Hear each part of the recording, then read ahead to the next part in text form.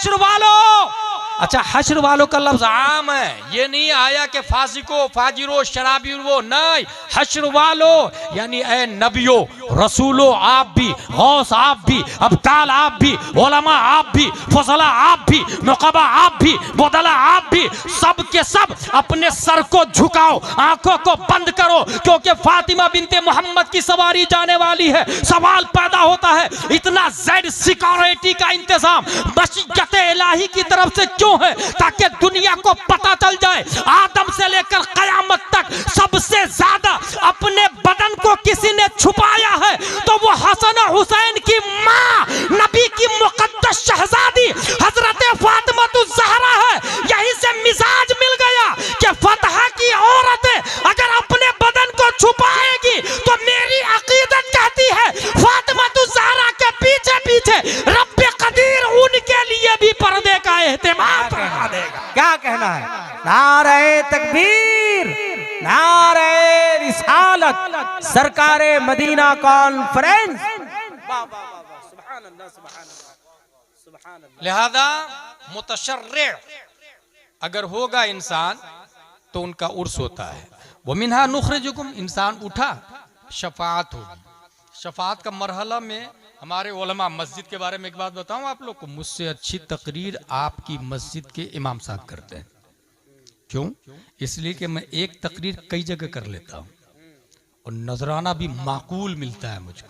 मगर मस्जिद के इमाम साहब हर जुम्मा नई नई तकरीर करते हैं, क्योंकि पब्लिक सेम है ना, वहीं पर वही पब्लिक, हमारी पब्लिक बदल जाती है, सामीन बदल जाते हैं। तो इमाम साहब जो नई नई तकरीर करते हैं तो नमाज के बाद में जुम्मा के दिन 50-100 रुपये का मुसाफा कर लिया करे। क्या कहना है? इस 100 रुपये के बदले में आपकी जेब से तो जाहिरन 100 रुपया गया, हकीकत में अल्लाह ताला 500 गुना ज्यादा बरकत देगा।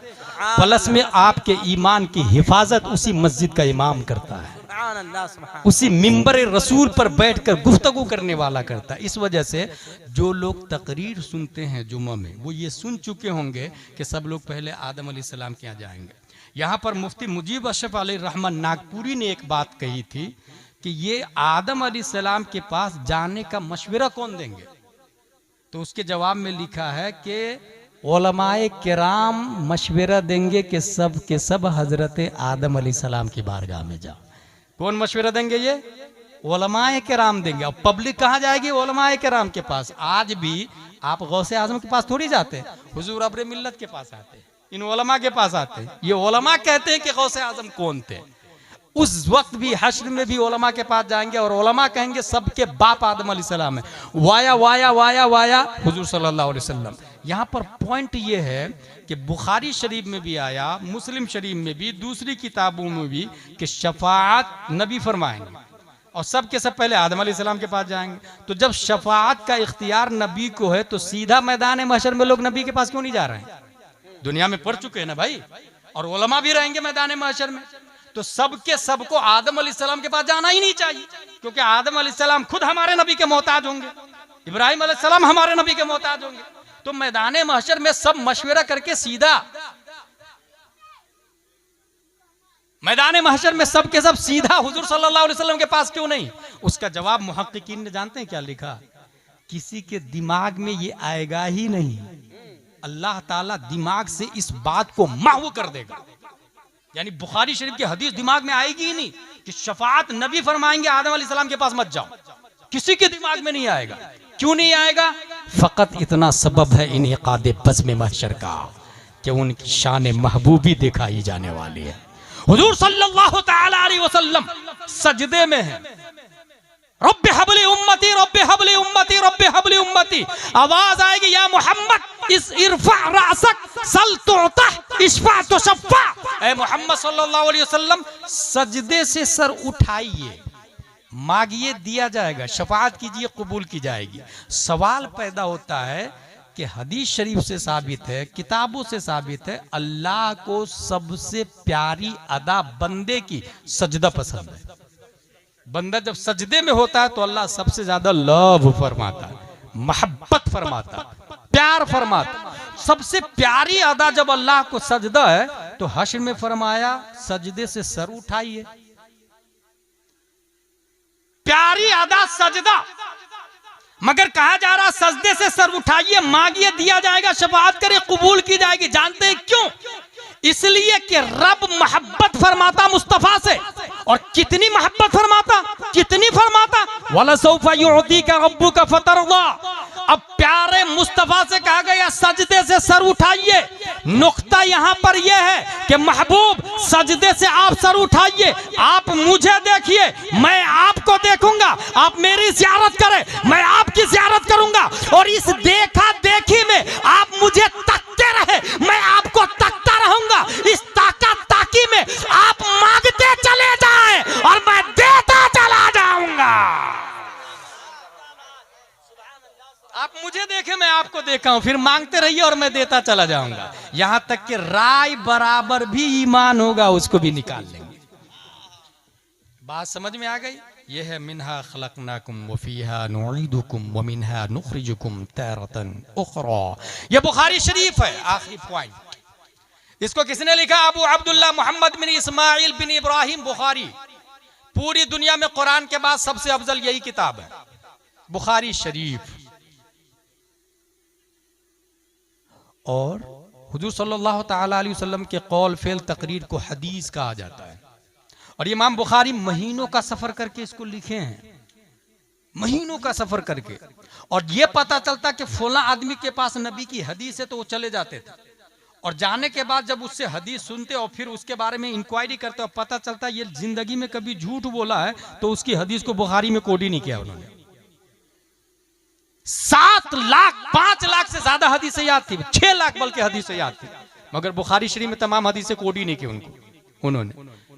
इसी वजह से जो इंसान झूठ बोलता है वो ये कहे कि मैंने चांद देखा, हुजूर अब्रे मिल्लत कहेंगे तुम्हारी शहादत काबिल कबूल नहीं, क्योंकि तू झूठ बोलता है, तू दाढ़ी कटाता है, तू नमाज नहीं रख पड़ता, तू रोजा नहीं रखता, तू ज़कात नहीं देता, तू फासिक है।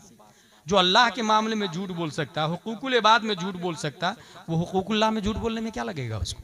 इसलिए उसकी गवाही इमाम बुखारी हदीस ही नहीं लेते थे। बचपन में इमाम बुखारी की आंखों की बिनाई चली गई। इनकी वालदा बहुत मुत्तकी परहेजगार थी। आज भी अगर हमारी माँ और बहनें मुत्तकी परहेजगार हो तो डॉक्टर के पास जाने की जरूरत नहीं है, बस हाथ उठाते दुआ के लिए, अल्लाह ताला माँ की दुआ को कबूल फरमा लेता है, माँ की दुआ को कबूल फरमा लेता है। आंखों की बिनाई चली गई, बहुत रो रो के दुआ कर रही थी हजरत इमाम बुखारी की वालदा।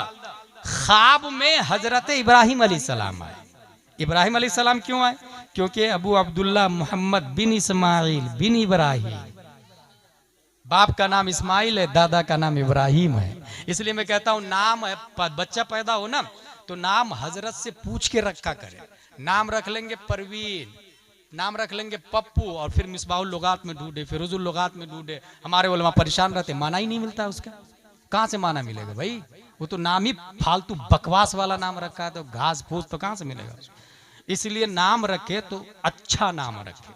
अबू बकर नाम रखे ताकि वो सच बोले, उमर फारूक नाम रखे ताकि हक व बातिल के दरमियान खत्ते इम्तियाज खींच दे। वो उसका नाम अली रखे ताकि वो फातिह खैबर का अक्स बनकर मैदान रज़्म हक व बातिल में उतर जाए, तो अम्र बिन अब्दे वुद जैसे हजारों बहादुर को मौत के घाट उतार। अच्छा नाम रखे उसका, हसन नाम रखे, हुसैन नाम रखे। अच्छा एक बात याद आ गई मुझे, हसन हुसैन, बच्चा पैदा होता है तो लोग नाम रखते ना। अच्छा बहुत ज्यादा मोहब्बत करता है तो बाप मैं रखूंगा नाम, माँ नहीं मैं रखूंगी, साली मैं रखूंगी, नानी मैं रखूंगी, दादी मैं रखूंगी, दादा मैं रखूंगा, अपने अपने हिसाब से। मैं एक ऐसे आदमी को जानता हूं जिसका नाम रब ने रखा है। जानते हैं कौन है? हजरत फातिमा के घर जब इमाम हसन हुसैन पैदा होते हैं, मिन जानिबिल्लाह जिब्रील अलैहिस्सलाम ये नाम लेकर के आते हैं, हसन हुसैन, वरना नाम हजरत अली ने तो हर्ब रखा था। हर्ब, हसन हुसैन मिन जानिबिल्लाह नाम है। और ये भी एक पॉइंट की बात बता दूं, आदम से लेकर प्यारे मुस्तफा तक किसी नबी के नवासे का नाम हसन हुसैन नहीं, ऐसे ही जैसे मोहम्मद किसी नबी का नाम नहीं है। पर्दे खिफा में रब ने रख दिया था इसको, ऐसी हसन हुसैन भी पर्दे खिफा में। हजरत अबू अब्दुल्ला मोहम्मद बिन इस्माइल बुखारी, बुखारी शरीफ लिखते हैं, इसके अंदर एक हदीस शरीफ है वो हदीस शरीफ अगर आपने समझ लिया तो हुजूर अब्र मिल्लत की कद्र कीमत समझ में आ जाएगी। हदीस शरीफ में है, अनिल बरा रदियल्लाहु अन्हु क़ाल रअयतु नबी सल्लल्लाहु अलैहि वसल्लम वल हसन इब्न अली अला आतिक़िही यक़ूल अल्लाहुम्मा इन्नी उहिब्बुहु फअहिब्बहु। ए अल्लाह, मैं इससे प्यार करता हूँ। इमाम हसन को कांधे पे बैठाया था नबी ने और फरमाया, ऐ अल्लाह, मैं इससे प्यार करता हूँ, तू भी इससे प्यार फरमा। बुखारी शरीफ की एक हदीस। दूसरी हदीस, अन अनस रदियल्लाहु अन्हु लम यकुन अहदुन अशबह बिन नबी सल्लल्लाहु अलैहि वसल्लम मिनल हसन इब्न अली रदियल्लाहु अन्हुमा। यहाँ एक पॉइंट की बात है, फतहा में अगर सूरज निकलता है तो पश्चिम किधर है? इधर पश्चिम है ना, सूरज निकलता है इधर से, ठीक। अब एक आदमी इधर से जा रहा है सूरज निकलते समय 8 बजे के आसपास, उसका साया कितना फीट होगा? 10 फीट, 15 फीट, 20 फीट, यानी सूरज जू जू निकलता है साया कम होता चला जाता है। यही होता ना, शुरू में 100 फीट साया होता है। अब अगर रास्ता ऐसा है उत्तर दक्षिण का, सामने से कोई आदमी आएगा तो वो ये कहेगा सीटी बजा के, भाई भाई भाई ये साया को हटा लीजिए ना, मैं चप्पल पहन के ऊपर से गुजरने वाला हूँ, आपका साया पाँव के अंदर आ सकता है, साये को साइड कर लीजिए ना। ऐसा होता है क्या? नहीं होता। वो साये के ऊपर जूता पहन के चला जाता है। अपाची ले जाता, फॉर्च्यूनर ले जाता, अल्टो ले जाता, टोयोटा ले जाता, एक्टिवा ले जाता, भंगी भी जाता, चमार भी, कुत्ता भी, बिल्ली भी, साये के ऊपर पाँव रख के चला जाता। आप जाके FIR करें, टीआई साहब मेरे साये के ऊपर से जूता पहन के गुजर गया, सर का साया था मेरा, जूता पहन के चला गया, ये इसके खिलाफ FIR मानहानि का केस दर्ज करे। टीआई बोलेगा, get out from this palace, it is not acceptable offence. ये जुर्म है ही नहीं। रब की अदालत में साये मुस्तफा की तौहीन जुर्म है, इसलिए रब ने नबी का साया ही नहीं बनाया।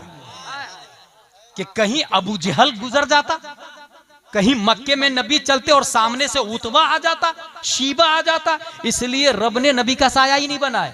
साये ने जाके शिकायत की, मौला तेरा इरशाद है, वमा अरसलनाका इल्ला रहमतल लिल आलमीन, तूने नबी को सारे आलम के लिए रहमत बनाया, मैं नबी का तो हूं ही नहीं, तो फिर नबी मेरे लिए रहमत कैसे हुए? साये ने कहा रब से, मौला नबी सारे आलम के लिए रहमत है, मेरे लिए कैसे रहमत? मैं तो नबी का हूं ही नहीं, नबी का होता तो नबी मेरे लिए रहमत होते, मगर मैं तो नबी का हूं नहीं, मेरे लिए कैसे रहमत?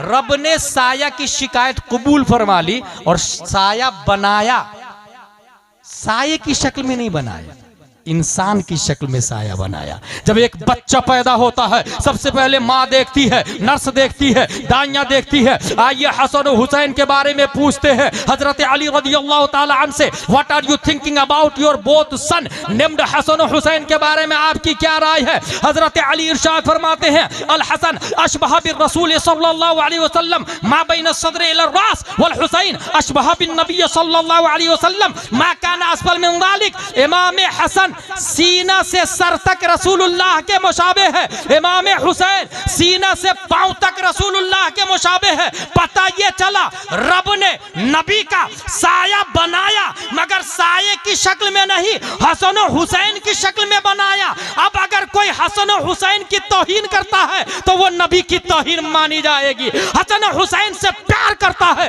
तो नबी से प्यार माना जाएगा। और ये मैं नहीं बोलता, अच्छे रजा, प्यारे रजा, आशिक रजा, फाजिल रजा, अल्लाह की रजा, सहाबा की रजा, इमाम अहमद रजा खान फाजिल बरेलवी इरशाद फरमाते हैं, मादूम न था साया शाह तकलैन, उस नूर की जलवागाह थी जाते हसनैन। तमसील ने उस साये के 2 हिस्से किए, आधे से हसन बने, आधे से हुसैन।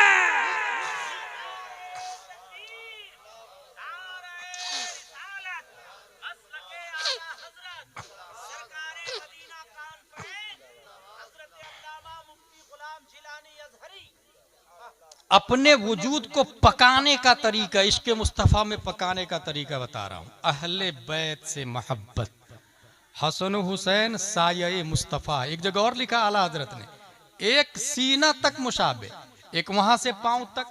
हुस्ने सिबतैन उनके जामा में है नीमा नूर का, साफ शक्ल पाक है, दोनों के मिलने से आया।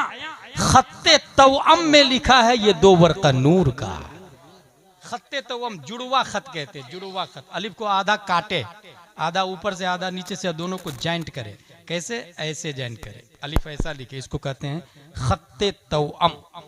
आधा नबी का साया हसन है, आधा हुसैन है। खत्ते तवअम में लिखा है ये दो वर्का नूर का। हसन हुसैन रदी अल्लाह ताला अन्हु साया मुस्तफ़ा है। अल्हम्दुलिल्लाह अज़ीम, हम सुन्नी सहीउल अक़ीदा है, हम अहले बैत से प्यार करते हैं और उलमा से प्यार करते हैं। सहाबा को नज्म मानते हैं और अहले बैत को कश्ती मानते हैं। इस वक्त मौलाई फ़िरका भी इस शबाब पर है, राफ़ज़ियत शबाब पर है, और खुसूसन अमीर मुआविया की तौहीन करने वाला फ़िरका भी शबाब पर है। माज़ल्लाहि रब्बिल आलमीन। जो हज़रत अमीर मुआविया को जहन्नमी कहता है, यकीनन वो जहन्नमी है। हज़रत अमीर मुआविया जन्नती ही नहीं बल्कि हज़ारों लोगों को जन्नत में ले जाने का ज़रिया है। हजरत अमीर मुआविया रदियल्लाहु ताला अन्हु वो जन्नती, वो सहाबी है। कुरान लिखने वाले 14 सहाबा, उसमें से 7वें नंबर पर हजरत अमीर मुआविया रदियल्लाहु अन्हु, और बहुत बड़े वली है हजरत अमीर मुआविया। मैं राफ़ज़ियों से कहूँगा और अजमेर के उन मुजाविरों से कहूँगा जो हजरत अमीर मुआविया की तौहीन करता है कि अगर तू कुरान को मानता है तो अमीर मुआविया का लिखा हुआ कुरान छोड़ देना। हो सकता है सूरह फातिहा अमीर मुआविया ने लिखा हो सकता है सूरह यासीन अमीर मुआविया ने लिखा हो। इस वजह